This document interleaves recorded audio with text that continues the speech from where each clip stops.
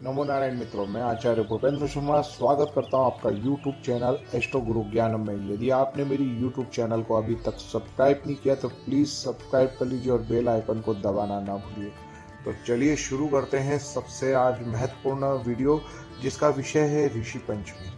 भारत के अंदर ऋषि पंचमी का बहुत ही विशेष महत्व महिलाओं में बताया गया। ये व्रत केवल महिलाओं के लिए यानी स्त्रियों के लिए है।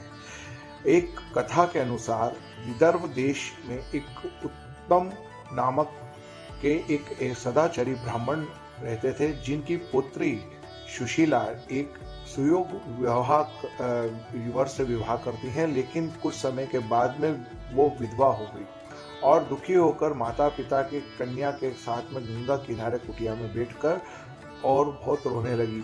एक दिन पुत्री सो रही थी और अचानक उसकी माँ ने देखा कि शरीर पर कीड़े पड़ गए और माँ ने पति से पूछा कि इसकी साध्वी कन्या की यह गति क्यों हो गई है। ब्राह्मण ने समाधि लगाकर पता लगाया कि पूर्व जन्म में उसकी पुत्री ब्राह्मणी थी और उसने मासिक धर्म के दौरान की वस्तुओं को छुआ था, जो कि पूजा पाठ की वस्तु थी और शुद्ध कर्म भोजन आदि की वस्तु थी, और उसके पति को भी स्पष्ट किया था। इस दोष के अनुसार धर्मशास्त्र में बताया गया कि मासिक चक्र के दौरान महिलाएं जो अपवित्र होती हैं, वो पुत्री गलती से के कारण उसके शरीर में कीड़े पड़े और कष्ट भोगे। उसी कारण से ब्राह्मण ने बताया कि पुत्री को शुद्ध मन से ऋषि पंचमी का व्रत करना चाहिए और दुख दूर होंगे, ऐसी कामना करने के लिए उन्होंने ऋषियों के श्राप से मुक्ति के लिए या ऋषियों के दोष से मुक्त होने के लिए यह व्रत प्रारंभ किया। और इस व्रत को करने से स्त्री शुद्ध और अपने जीवन में उत्तम वैवाहिक जीवन को भोगती हैं और सनातन धर्म के अनुसार उन्हें मासिक चक्र के होने वाली समस्याओं से भी निजात मिलता है और उनके गर्भ धारण में भी कोई समस्या नहीं होती।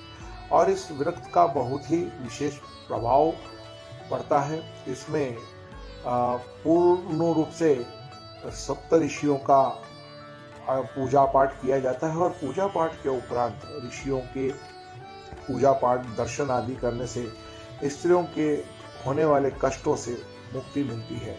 इस बार ऋषि पंचमी जो आ रही है वो 28 तारीख यानी गुरुवार के दिन आ रही है और इस दिन इस पूजन को करना चाहिए। ऋषि पंचमी का जो विशेष मुहूर्त है चतुर्थी के अगले दिन किया जाता है इस व्रत को, और ऋषि पंचमी के दिन श्राद्ध जो है प्रति रूप से श्रद्धा से इसको काम करें और गंगा या फिर शुद्ध जल से स्नान करें, किसी सरोवर में जाके स्नान करें, और यदि यह न संभव हो सके तो जो आंधी झड़ा होता है उसे अपने सिर पर रखकर अपने घर में ही 108 बार उससे स्नान करें।